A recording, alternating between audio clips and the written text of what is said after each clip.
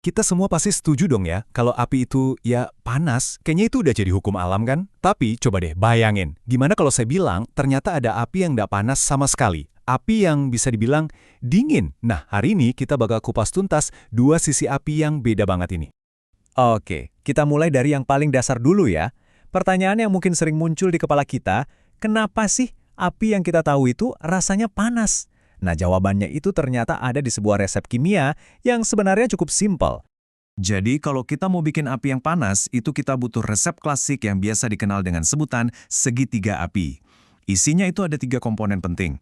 3 komponen itu adalah, pertama, jelas, oksigen dari udara. Terus yang kedua, ada bahan bakar, bisa kayu, bensin, gas, apa aja.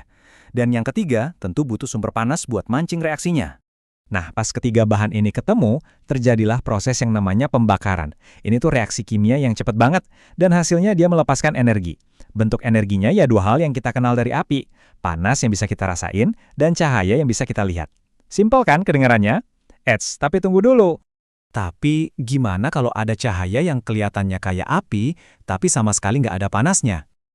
Nah, buat jawab ini kita perlu mundur sedikit ke masa lalu, ke sebuah penemuan yang nggak disengaja oleh seorang alkemis. Jadi, ceritanya di tahun 1669, ada alkemis Jerman namanya Henrik Brand. Dia ini lagi terobsesi banget pengen bikin batu filsuf. Itu loh, zat legendaris yang katanya bisa mengubah logam biasa jadi emas. Resepnya agak aneh sih, urin. Dia sampai merebus ratusan liter urin sampai jadi kayak pasta, terus dipanasin lagi di suhu tinggi banget. Hasilnya, dia nggak dapat emas, tapi dia malah nemuin sesuatu yang jauh lebih aneh. Zat putih kayak lilin yang bisa nyala sendiri dalam gelap. Dan ini nih bagian paling anehnya. Menurut catatan sejarah, si Brand ini ngelihat cahaya yang nyala terus-menerus. Tapi, gak ada apinya dan gak ada rasa panas sama sekali. Bener-bener cahaya misterius yang waktu itu ya melawan semua logika tentang api dan pembakaran. Jadi, apa dong rahasia di balik penemuan Brand ini? Well, ternyata dia secara nggak sengaja nemuin sebuah fenomena yang sekarang kita sebut api dingin. Dan ini semua terjadi karena reaksi kimia yang beda banget. Fenomena ini punya nama ilmiahnya sendiri, yaitu chemiluminescence. Coba kita bedah sedikit namanya ya. Chemi itu dari kimia, dan luminescence artinya pendaran cahaya. Jadi ini adalah cahaya yang murni diciptakan langsung dari reaksi kimia, bukan karena panas yang membara. Zat yang ditemuin Brand itu ternyata adalah fosfor putih. Nah, cahaya api dingin yang dia lihat itu adalah hasil dari oksidasi yang super lambat di permukaan fosfor pas ketemu sama oksigen. Kunci utamanya di sini, kalau api panas itu reaksinya cepat, yang ini justru kebalikannya, reaksinya lambat.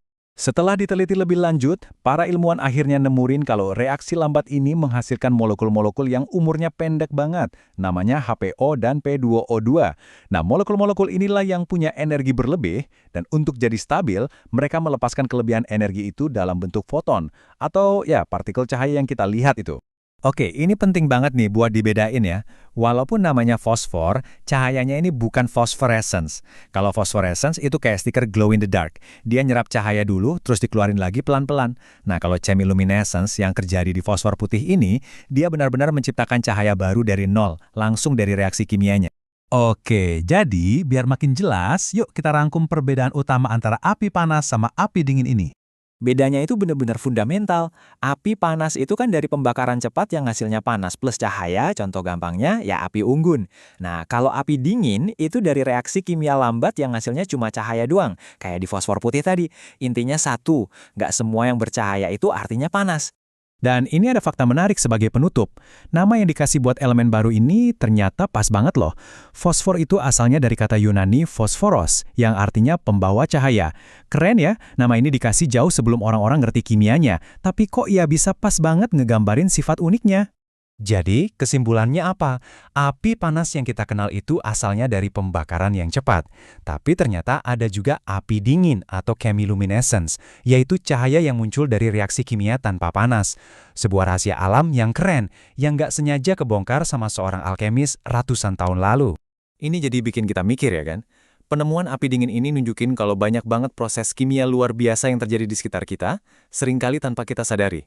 Jadi, pertanyaannya sekarang, kira-kira reaksi kimia tak terlihat apa lagi ya yang sebenarnya membentuk dunia di sekitar kita setiap hari?